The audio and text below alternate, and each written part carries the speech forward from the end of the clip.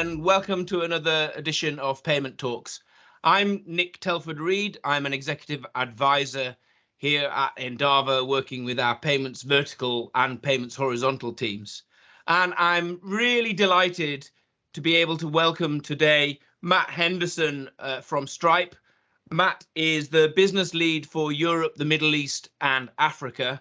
And we're going to be talking about the world of payments today. So welcome, Matt. Thanks, Nick. I'm excited for the chat. So, look, Matt, everybody knows Stripe. And this is a business that has just grown and grown and become almost like a byword for modern payments technology. But can we just start by exploring a little bit about what makes Stripe different? What are you guys and girls doing that's different to everybody else? Yeah, so absolutely. So, we're a payments and financial services infrastructure company. And what makes us different, it has been the way that we think about creating value for our users. And that's led us to approach payments and financial services in a different way. At the outset, that meant building our products in a way that was very oriented to making them faster and easier, lower cost to implement, very oriented around the developer employed by our users. Yeah. And that created value in a way that not only reduced the cost of ownership of payments, but it also kind of changed the economics and meant that our users could start a project that previously kind of wasn't feasible. So some of our users suddenly felt like, oh, I can enter a new country because this is one more thing that's helped to reduce the fixed costs. And so that was an early example of how this thinking is different. Where it's led us to over time has been to build into adjacencies around payments. And so now we have software products that, for example, help our users to onboard and manage the flow of funds with their platform partners. Sure. And financial services products that help them to embed the capability to generate cards, to generate bank accounts, to offer small business loans. And so in all of these cases, it was kind of about instead of thinking about payments as a commodity, it's really turning payments and financial services into technology and thinking about how can that help our users to grow. And that kind of led to a wider breadth of thinking around what it means to be a payments company. That's kind of curious, isn't it? Because when I first started in payments long ago, when I still had hair, payments was very much the kind of preserve of, it's like a dusty backwater of banking where, it wasn't the kind of sexy corporate banking. It was something that banks felt like they had to do. And then, over the last, I guess, 20 years, we've seen that move very much from the back office into the front of stage, right? And Yeah.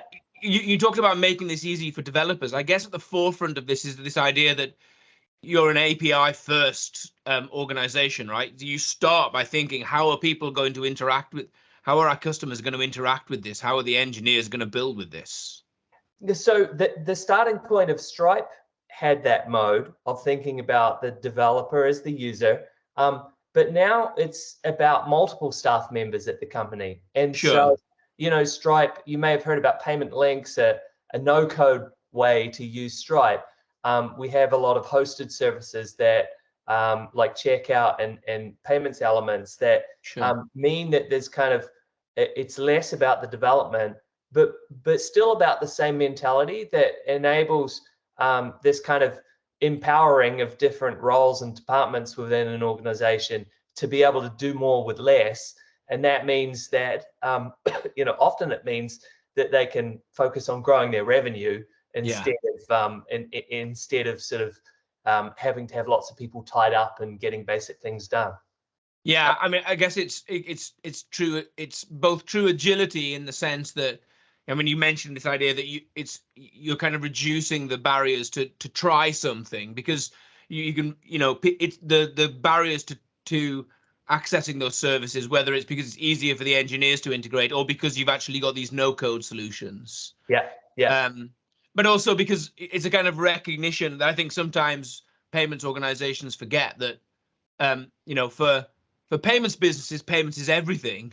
But for our customers, payments is just, one thing out of 1,000 that they have to do. That they yeah. have to do, right? They have to do logistics, they have to do payroll, they have to do compliance, they have to do all sorts of stuff. Yeah. So one of the epiphanies for me, you know, I was excited about entrepreneurship back in 1999 when I started my career, and the end of the dot-com bubble. But back then, starting a business was intimidating. You needed like millions of dollars to stand up your servers and your networking and your like database from Oracle, and there was just all this fixed cost that still wasn't really about what is it you're going to build. Yeah. And so since then, there's been this wave of change that are things like cloud computing, open source building blocks that you can use as a software company to create things, and on-demand software products that also help to eliminate this kind of undifferentiated heavy lifting that otherwise create a big fixed cost to do something entrepreneurial. And Yeah. so when I started to learn about Stripe, I was sort of looking at it through this lens. Like this is actually an example of part of that change that makes it much more easy for large companies to do something new and innovative, but also for new businesses to be able to enter a market and build things, and to be less intimidated by all those fixed costs of undifferentiated work. And so, Stripe's an example of that, but an example of many companies and many like open source projects that help to make that happen. And I mean, I think that's a trend that we're seeing across the industry now, right? Which is that you've got these ecosystems of value, where rather than trying to build everything for yourself, you say, well, this is my core competence, this is my business. And for everything else, I'm going to go out to the marketplace. I'm going to go out to the ecosystem and just connect, right? And so actually what we're seeing now is people being able to really move and grow at pace, because instead of building that stuff themselves, the skill now is in orchestrating that stuff, in making the best assembly you can of the components. Yeah, I think it's still an underappreciated way that industry is changing, that this kind of rise of platforms, Sure. in some cases large, but also very sort of niche vertical platforms as well. We see a lot of Stripe users that are essentially like B2B SaaS software companies that might focus on a vertical like gyms and yoga studios like or Glowfox. dentist surgeries or whatever. Exactly.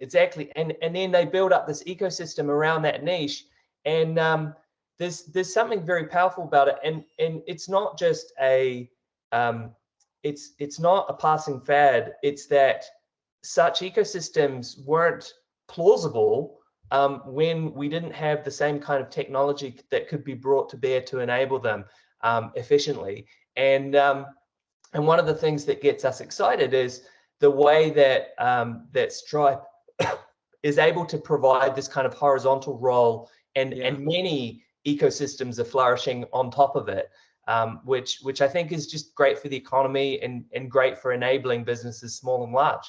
And that is definitely, well, it seems to me, a real engine of growth for Stripe over the last, I don't know, maybe 4 or 5 years, that you're no longer just a kind of technology provider. I mean, you're genuinely a marketplace of services, of all of your very many different partnerships, right?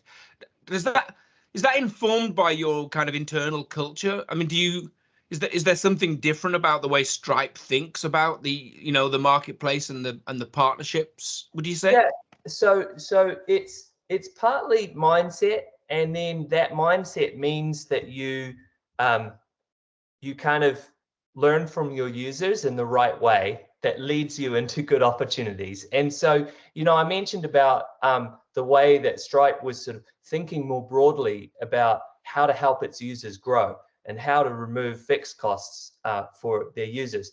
And so early on, sort of 2013, that meant that there were a group of Stripes that were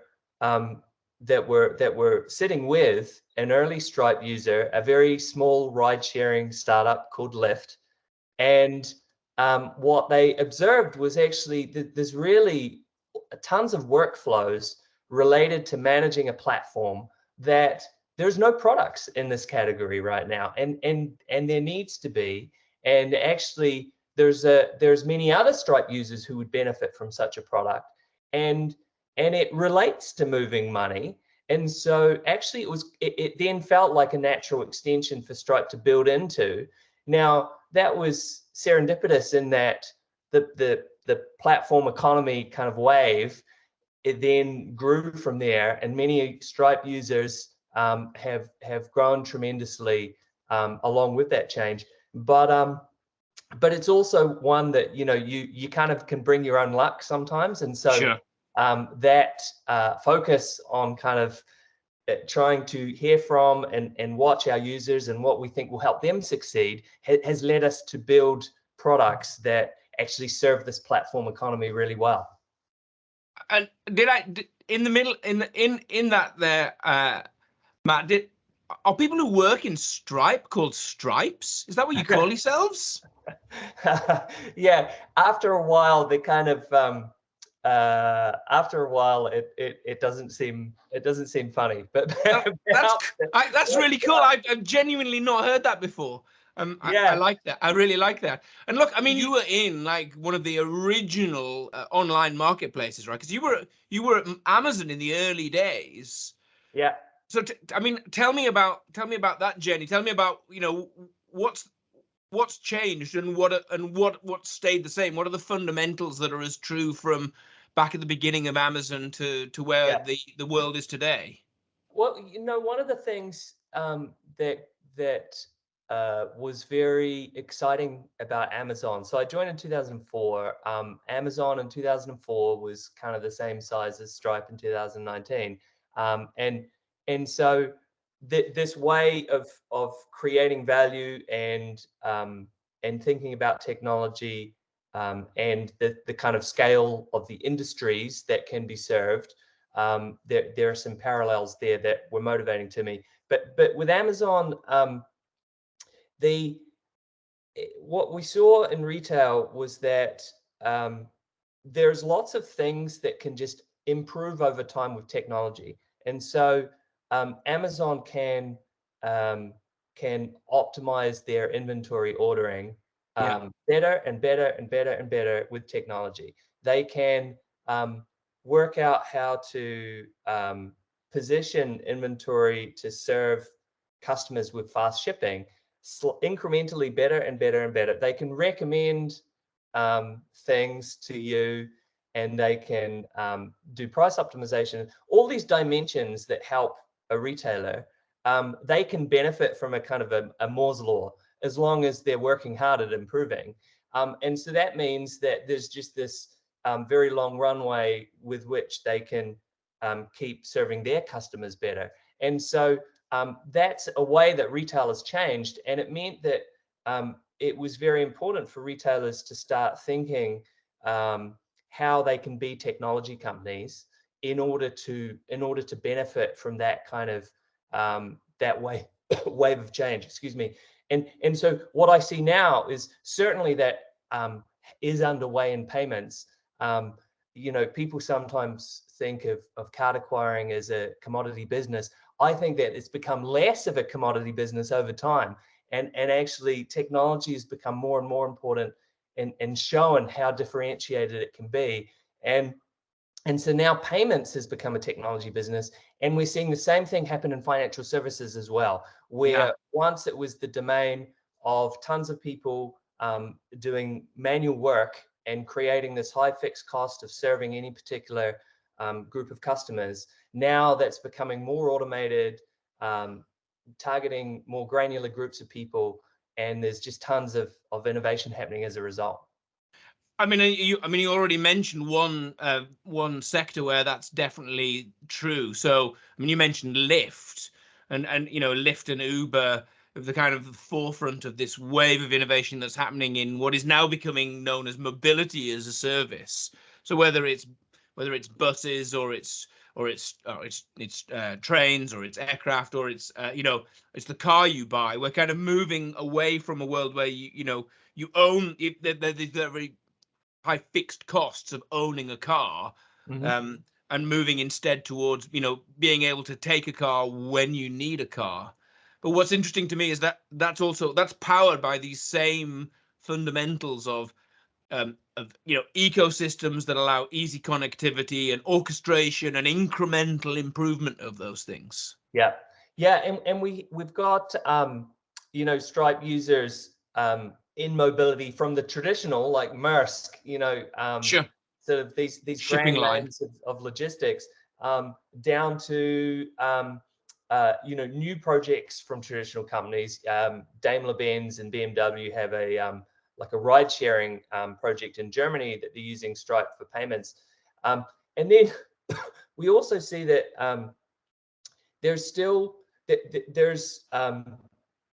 there's this combination of payments and other products that helps to kind of make the end user experiences of those things better. And so to take an example, we have like car sharing communities that are using Stripe to not only handle the payments, but also to issue cards that are configured with controls that mean that they can only be spent on the gas at the Yeah. service stations, and it just sort of creates an easier experience. There's another Stripe user that can that issues cards specifically for truckers, for truck drivers, and it sort of issues expense reports, and it can be spent on a particular set of things that truckers need as they move around, in North America. And so you get these sort of large traditional industries that can be just incrementally better with both payments that helps to make things easier to transact, but also these financial services that can bundle with it. I think that's absolutely right. The payments is kind of moving from being niche and being the domain of specialist companies to being, so it's a competence that basically all companies that are interacting with customers, whether they're consumers or other businesses, payments is becoming a kind of central capability of all of those organizations. Yeah, that's right. That's right. And a capability where I think it's influenced by the way that people are thinking about the growth opportunities. So, for example, even though you read in the paper about barriers to globalization, whether it's sort of tariff policies or restrictions on travel and things like that, if you take a step back and look at change over long periods of time, we just see this continued move towards massive scale globalization that, in part because of the on-demand products, of which we're one, it means that small business in Nigeria can more easily sell to the whole world in the form of payment that they want, Yeah. but also